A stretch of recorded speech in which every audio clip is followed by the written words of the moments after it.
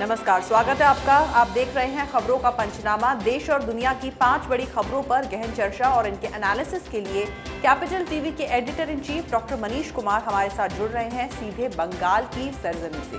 वो पिछले कई दिनों से वहां का मूड भी पड़ रही है। हम हर खबर पर उनकी डीप एनालिसिस देंगे, लेकिन उससे पहले एक नजर आज की हेडलाइंस पर। वाजे पर कसा कानूनी शिकंजा, कोर्ट ने 23 अप्रैल तक न्यायिक हिरासत में भेजा, अब होगी सख्ती से पूछताछ। कोयला घोटाले में दीदी के भतीजे पर कसा शिकंजा, ईडी ने कोर्ट में खोली पोल, कहा अभिषेक की पत्नी और साली को मिली मोटी रकम। शहीदों पर बदजुबानी कर बुरी फंसी ममता, चुनाव आयोग ने भेजा एक और नोटिस, बोली ममता मैं तो बोलती रहूंगी। कोरोना के महाविस्फोट में भी बेफिक्र उद्धव सरकार, तेजी से बढ़ रहे मामले, वैक्सीन हो रही बर्बाद, लोगों में मचा हाहाकार। और मोदी सरकार की शानदार कूटनीतिक और सामरिक रणनीति की वजह से घुटनों पर आया चीन, लद्दाख में पहले जैसे हालात के लिए की बातचीत की पेशकश।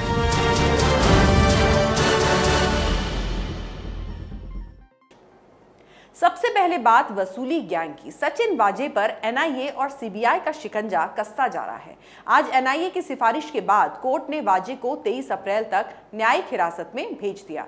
अब वाजे से सख्ती से पूछताछ होगी, जिसमें वो कई बड़े खुलासे कर सकता है। इससे पहले भी वाजे ने एनआईए और सीबीआई की पूछताछ में वसूली गैंग के घिनौने खेल का पर्दाफाश किया है, जिसमें उद्धव सरकार के कई मंत्रियों का नाम भी सामने आ रहा है। डॉक्टर साहब, अब आप इस केस को किधर जाते हुए देख रहे हैं? मतलब अगले 15-20 दिनों में क्या कुछ हो सकता है? देखिए, ये केस बिल्कुल उस रास्ते जा रहा है जहां हम देख सकते हैं कि महाराष्ट्र की सरकार, उद्धव ठाकरे सरकार को बाकायदा इस्तीफा देना पड़ सकता है, क्योंकि आज सीबीआई के हाथ वो तमाम सबूतों को सौंप दिया गया है जिसे एनआईए ने पिछले 1 महीने में इकट्ठा किया था। इसमें से 2 अहम डायरियां भी हैं, जिसके बारे में बताया जा रहा है कि एक डायरी सचिन वाजे की है और दूसरी डायरी सिंधे की है। इस डायरी के अंदर, इन दोनों ही डायरीज में कहां से वसूली का काम किया जा रहा था, किस किस रेस्टोरेंट को कितने कितने पैसे देने होते थे, किस जगह से कितना पैसा आया, कहां गया, इसका पूरा लेखा जोखा है। इतना ही नहीं, इस पूरे केस में जो मुकेश अंबानी के घर के बाहर जिलेटिन की छड़ें रखी गई थी, अब मालूम चल रहा है कि सचिन वाजे ने ये खुलासा कर दिया है कि इसे मुहैया कराने वाला कोई और नहीं, एक एक्स एनकाउंटर स्पेशलिस्ट और पिछली बार चुनाव में नाला सुपारा से शिवसेना के उम्मीदवार प्रदीप शर्मा ने उसे मुहैया कराया था। तो अब इसमें तो शिवसेना की भागीदारी साफ नजर आ रही है। दूसरी बात, वाजे ने एक चिट्ठी भी लिखी थी। चिट्ठी में बताया था किस तरीके से अजीत दादा का कोई आदमी ये सारा काम करवा रहा था, वो ट्रिक्स बता रहा था, किस तरीके से न सिर्फ बार और रेस्टोरेंट्स वाले से पैसे लेने हैं बल्कि बीएमसी के कॉन्ट्रैक्टर से भी पैसे लेने हैं, किस तरीके से बिल्डर्स की लिस्ट बनाई गई थी, उनसे पैसा इकट्ठा करना था। तो कहने का मतलब ये है कि ये 3 पार्टी की जो सरकार महाराष्ट्र के अंदर में बनी, वो सरकार चलाने के लिए बिल्कुल ही नहीं बनी। ये लोग उगाही करने के लिए, माल कमाने के लिए, लोगों को लूटने के लिए ये लोगों ने गठबंधन बनाया था। और इसलिए जब ये पर्दाफाश हो रहा है तो इस सरकार को तो अब जाना ही पड़ेगा। अगली खबर है ममता एंड भतीजा कंपनी की। जी हां, चुनावी घमासान के बीच ममता के भतीजे पर ईडी का शिकंजा और कस गया है। कोयला घोटाले के मामले में ईडी ने आरोप लगाया है कि अभिषेक बनर्जी और उनके परिवार को राजनीतिक संरक्षण की वजह से खनन घोटाले की काली कमाई का फायदा मिला। अभिषेक बनर्जी की पत्नी और उसकी बहन को घोटाले के मुख्य आरोपी ने लंदन और थाईलैंड में बड़ी रकम ट्रांसफर की थी। डॉक्टर साहब, भतीजा एंड कंपनी तो असल में घोटाला फैक्ट्री चला रहे थे। आज से करीब 2 महीने पहले कैपिटल टीवी ने वो स्टोरी की थी, हमारे आर्काइव्स में वीडियो आज भी पड़े हुए हैं, कि जिसमें हमने ये कोयला घोटाला जो बंगाल के अंदर चल रहा है उसके लाभार्थी कौन हैं, किन के पास पैसे जा रहे हैं, किन की वजह से, किन के संरक्षण की वजह से ये इतना घोटाला हो रहा था, इसकी आज ईडी ने पुष्टि कर दी जब ईडी का एक ऑफिशियल बयान आया कि किस तरीके से इस घोटाले का पैसा अभिषेक बनर्जी, मतलब ममता बनर्जी के उत्तराधिकारी अभिषेक बनर्जी, टीएमसी के ममता बनर्जी के बाद सबसे बड़े लीडर अभिषेक बनर्जी के परिवार, उनकी साली, उनकी वाइफ को इसके पैसे मिलते थे, इसका आज बाकायदा खुलासा ईडी ने कर दिया है। कहने का मतलब ये कि ये जिस तरीके से महाराष्ट्र के अंदर में ये सब लोग लूट खसोट करने के लिए सरकार में थे, उसी प्रकार से बंगाल के अंदर ममता बनर्जी की सरकार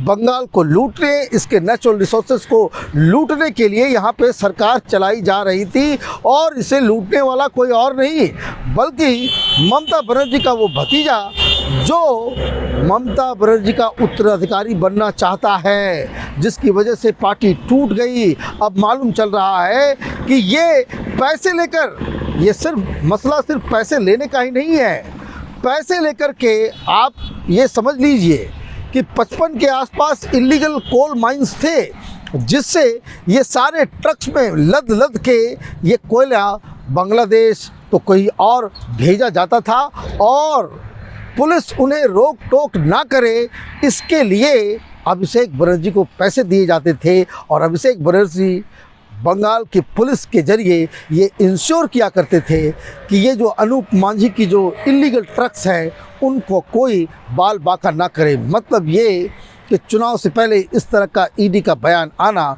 ममता बनर्जी के लिए खतरे की घंटी है। अब बात करेंगे ममता बनर्जी और बंगाल की। हार के डर से बौखलाई ममता चुनावी रैलियों में अनाप शनाप बयानबाजी कर रही हैं, जिसकी वजह से वो चुनाव आयोग की रडार पर आ गई हैं। पहले ममता को मुस्लिम कार्ड खेलने पर नोटिस मिला और अब चुनाव आयोग ने उन्हें शहीदों पर बदजुबानी करने पर नोटिस थमा दिया है। नोटिस मिलने के बाद भी ममता का अहंकार खत्म नहीं हुआ और ममता कहती नजर आई कि मेरे खिलाफ भले ही 10 कारण बताओ नोटिस जारी कर दिए जाएं, कोई फर्क नहीं पड़ता। डॉक्टर साहब, इतना ऊल जलूल बोलने से तो अच्छा है कि ममता अपनी हार ही मान लें, पर वो कहां मानेंगी? ममता बनर्जी आजकल इतनी बौखला गई हैं, उनको मालूम ही नहीं चल पाता कि वो क्या बोल रही हैं, क्या बोलना चाहिए। वो शायद भूल चुकी हैं कि वो इस वक्त भी पश्चिम बंगाल के मुख्यमंत्री हैं। वो टीएमसी की कार्यकर्ताओं के, मुसलमानों के लिए ही सिर्फ मुख्यमंत्री नहीं हैं, उन लोगों की भी वो मुख्यमंत्री हैं जो उन्हें वोट नहीं कर रहे, जो उनका विरोध कर रहे हैं। और जिस तरीके से बंगाल के अंदर टीएमसी के गुंडागर्दी का आतंक है, आप यकीन मानिए मैं बंगाल की धरती पे हूँ, यहाँ पे लोग ममता बनर्जी से कम नाराज़ हैं और तृणमूल कांग्रेस के गुंडों से ज़्यादा नाराज़ हैं और वो इसकी सज़ा ममता बनर्जी को देने वाले हैं। और ममता बनर्जी अपने सारे दायित्व को भूलकर वो अब कभी वो चुनाव आयोग के ऊपर कटाक्ष करती हैं, कभी वो कुछ और कहती हैं, कभी मुसलमानों से सीधे वोट मांगने की अपील कर देती है, जिसकी वजह से वो फंस जाती है। अब लेटेस्ट मसला वो सीआरपीएफ को वो बता रही है कि वो तो गृह मंत्रालय के तहत काम करता है और इसलिए वो जो बीजेपी का एजेंट है, जहां वो नज़र आए उसकी पिटाई करो, ये इस तरह की अपील आप करेंगे। तो चुनाव आयोग ने उन्हें नोटिस देकर सही काम किया है, क्योंकि ममता बनर्जी को ये समझना चाहिए कि इलेक्शन के दौरान जितने भी सरकारी अधिकारी चुनाव के क्रियाकलापों में उनको शामिल किया जाता है, चाहे वो सिक्योरिटी फोर्स के लोग हों, चाहे वो प्रशासन के लोग हों, चाहे वो स्टेट ब्यूरोक्रेसी के लोग हों, चाहे वो सेंट्रल ब्यूरोक्रेसी के लोग हों, ये सब के सब किसी सरकार के तहत काम नहीं करते, बल्कि इलेक्शन कमीशन को डायरेक्टली वो रिपोर्ट करते हैं। और इसलिए ममता बनर्जी का ये जो बयान है वो एक तो राजनीति के तौर के ऊपर भी गलत है और दूसरा वो लीगली भी बहुत ही गलत बात कह रही है। अगली खबर कोरोना को लेकर है। महाराष्ट्र में दूसरी लहर के दौरान महाविस्फोट के हालात हैं, लोग बेहाल हैं, पर उद्धव की सरकार और प्रशासन बेफिक्र हैं। देश में सबसे ज्यादा रोजाना केस भी यहीं से आ रहे हैं, पर ना वैक्सीन को लेकर कोई व्यवस्था है और ना लोगों के लिए स्वास्थ्य और सुरक्षा के कोई दूसरे इंतजामात हैं। एक खबर के मुताबिक महाराष्ट्र में 5 लाख से ज्यादा वैक्सीन बर्बाद कर दिए गए और अब लोगों को वैक्सीन की कमी बताई जा रही है। महाराष्ट्र में प्रवासी मजदूरों को इतना डर लगने लगा है कि वो फिर से पलायन करने लगे हैं। ट्रेन और स्टेशन पर भारी भीड़ है। डॉक्टर साहब, उद्धव सरकार सिर्फ उगाही कराएगी या फिर लोगों का ध्यान भी रखेगी? अब तक जिस तरह के खुलासे हो रहे हैं उससे तो यही लग रहा है कि महाराष्ट्र में जो सरकार है उन्हें लोगों की जान बचाने की ज़रा सा भी चिंता नहीं है। वो राजनीति करना चाहते हैं और इस तरह की घृणित राजनीति कि जिसमें लोगों की जानें जा रही हो, लाशों के अंबार रोज निकल रहे हो और आप उसके ऊपर राजनीति करना चाह रहे हैं। भाई, हमें केंद्र से मदद नहीं मिल रही। अरे, केंद्र से मदद नहीं मिल रही है तो उद्धव ठाकरे के सरकार के मंत्री और चीफ मिनिस्टर को भी शरद पवार से जाकर के बातचीत करनी चाहिए कि वो ऐसा बयान क्यों दे रहे हैं जो सरकार के बयानों से बिल्कुल उलट है। शरद पवार तो ये कह रहे हैं कि केंद्र सरकार से काफ़ी अच्छी मदद हो रही है, लेकिन हमारे पास वैक्सीन नहीं है, इसका बहाना वो बना रहे हैं। तो आज सरकार की तरफ से बहुत सारे अखबारों में वो सारे आंकड़े सामने आ गए, जिससे महाराष्ट्र सरकार वहाँ के स्वास्थ्य मंत्री के मुंह पे कालिख पुत गई। मालूम चल रहा है कि वहाँ पे अभी 4-5 दिनों का और वैक्सीन वहाँ पे ऑलरेडी है। वहाँ पे वैक्सीन लगाने में ढिलाई की जा रही है जानबूझकर, और तो और 10 से 12 लाख वैक्सीन्स की डिमांड जो इन लोगों ने किया है वो 3 दिन के अंदर सप्लाई की जाएगी। मतलब ये 20 लाख के आसपास वैक्सीन महाराष्ट्र के पास उपलब्ध है, और इसके बावजूद ये लोग कह रहे हैं कि केंद्र सरकार की तरफ से हमें सफिशिएंट नंबर ऑफ वैक्सीन जो है मुहैया नहीं कराया जा रहा है।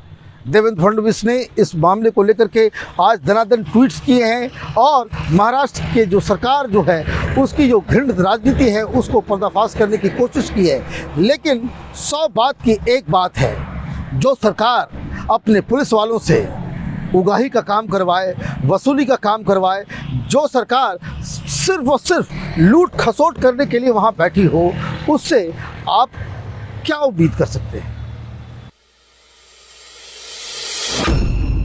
और आखिरी खबर चीन से जुड़ी है। मोदी सरकार की शानदार कूटनीतिक और सामरिक रणनीति की वजह से चीन घुटनों पर आ गया है। बिना मतलब सीमाओं का उल्लंघन करने वाला ड्रैगन अब खुद ये कह रहा है कि वो लद्दाख में पहले जैसे हालात कायम करने के लिए भारत से बातचीत कर सकता है। चीन ने खुद बयान जारी करके भारत के साथ बातचीत की पेशकश की है। डॉक्टर साहब, चीन की अकल ठिकाने आई या नहीं, और इसे मोदी सरकार की स्ट्रैटेजी का ही नतीजा माना जाएगा?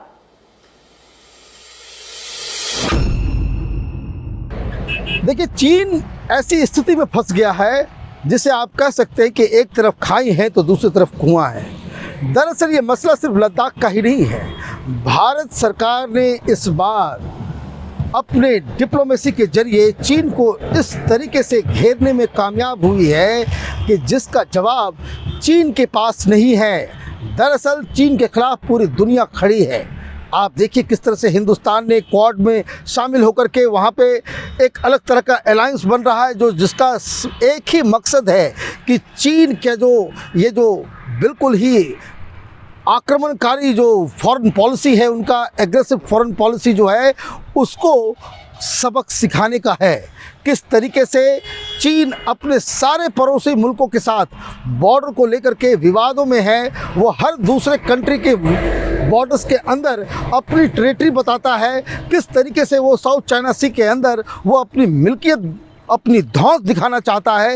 इन सब को रोकने के लिए पूरी दुनिया इकट्ठा हो रही है, और इसमें भारत सबसे अहम पहलू है, क्योंकि चीन इस बात को अच्छी तरह से अब समझने लगा है कि अगर उन्हें इकोनॉमिक प्रोग्रेस चाहिए, अगर उन्हें वर्ल्ड पावर बनना है, तो हिंदुस्तान के साथ दुश्मनी करके वो दोनों में से कुछ भी नहीं बन पाएगा। कारण बहुत ही साफ है कि चीन मैन्युफैक्चरिंग हब है। आप सामान तो बना सकते हैं, लेकिन उसे बेचेंगे कहाँ? कमाई तो तब होगी कि जब वो बिके, और भारत दुनिया का सबसे बड़ा बाज़ार है। और अगर चीन और भारत के बीच रिश्ते बिगड़ते हैं, अगर हिंदुस्तान के लोग चीनी सामानों को खरीदना बंद कर देते हैं, तो फिर चाइनीज़ माल बिकेगा कहाँ जाएगा ये सारा सामान? तो एक चीन के अंदर ये रियलाइजेशन होने लग गया है कि जब तक भारत के साथ अच्छे रिश्ते नहीं सुधरेंगे, तब तक इकोनॉमिक पावर बन के उभरना चीन के लिए बड़ा मुश्किल हो जाएगा। और जब आपके पास पैसे नहीं होंगे, फिर आप वर्ल्ड पावर किस तरीके से बनेंगे?